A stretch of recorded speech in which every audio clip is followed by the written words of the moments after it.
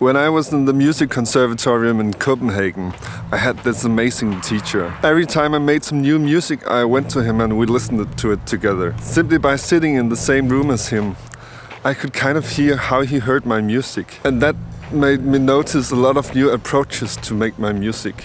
We perceive and hear music differently, and we use words differently. So to use each other's at best, we kind of need to be able to describe what we hear and what we experience. It's just like taking a walk on the beach with a good friend. We notice the nature differently, and if we share what we observed, talk about it, then our eyes kind of starts to look where our friends' eyes are looking. And suddenly we just experience more. We are not limited by our eyes, we are limited by how we use them and our habits. So we need good friends to guide our eyes to look new places. Make us see what we are making from outside. We need a good way to give each other good feedback so we can expand our horizons. In my endless search for ways to give good feedback, the best approach I found was to say 3 things that you really like and 1 thing you would do differently if it was you who made the music. This is not about saying 3 nice things so we can say 1 bad thing. But this is my best way to share what is the most important, sharing what you as a listener is experiencing. What you would do differently is just a matter of taste. So not 1 thing you didn't like, but 1 thing you would have done differently. It's about all the obvious that's maybe not that obvious for the creator. When we are right in front of what we are making, it's kind of difficult to see from a distance, and then it's kind of hard to see what we are actually doing. I have, for example, often highlighted parts that my students saw as mistakes or something that they needed to fix. But when they got aware of that I found the sound interesting, then suddenly their perception of what they did could change. Suddenly they got aware of it as something else than a mistake, and they could evolve it to something special and unique, something that really brought the music character. It's not about good or bad, but it's about that we are all different, and we can exploit and use that in a good way, by giving good feedback, by lending our ears to the creators. Before you ask for feedback, I think it's very important that you figure out why you need feedback, why you want feedback, what kind of knowledge do you need. If you figure it out, you're able to get much more precise feedback, and maybe you'll find out that you actually just need to work more. Maybe you're not sure about if you like what you did. Well, if you're unsure, maybe then you need to work with it some more. Make a new arrangement with new instruments, or maybe just finish it and don't care. Maybe you're not sure about some of the parts in your song. My suggestion is decide to make 4 new ones and then just do it. If none of the 4 new ones is better than the one you already did, then the first one is okay. Maybe you want recognition for what you did, like a good friend saying, "Wow, you're amazing." Well, this is a dangerous game that I stopped playing years ago, because sometimes my friends didn't like what I did, and that made me sad, and it also made my friends sad because it felt like they said something wrong, when indeed they just gave their honest opinion. Instead, if you want to borrow their ears, ask them to say 3 things that they really like and 1 thing they would have done differently if it was their tune. I, of course, still share my tunes with my friends, but it's about sharing the happiness of completing a song, because it's a really nice feeling and it's nice to have somebody to celebrate it with. But in general, if you're not sure about if you like what you did, then I don't think it helps that much to ask others, because all that really matters is that you're doing something that you like doing. So keep working with it if you're not sure.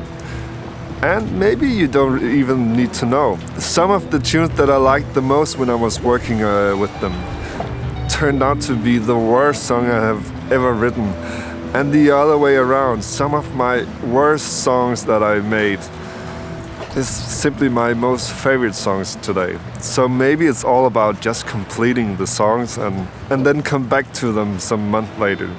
The reasons to why I ask for feedback is sometimes I'm really curious if what I made works out as I hoped it to be.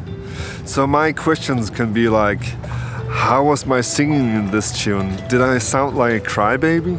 I sometimes do, and it's really nice to hear somebody else telling what they experienced, because it's so difficult for myself to judge myself. Or maybe it could be, do you feel like dancing to this tune? but really ask precise questions. Or maybe I just want my friends' ears so I can experience my music through some fresh ears. And then I simply just play it with them and listen to the music while I'm in the same room with them. When you get asked to give feedback, be precise. There is nothing worse than unprecise feedback. It can make you doubt even more than before you asked.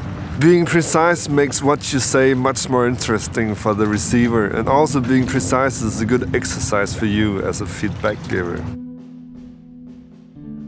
Never be sad if the listener isn't using your feedback, or maybe he's not listening to your advice.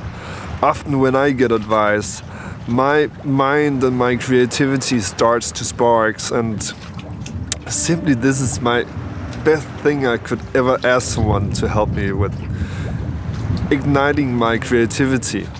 So every time somebody asks me for advice, I give them all I have, and hopefully it will turn on their own creativity and make them think of their own ways to do stuff.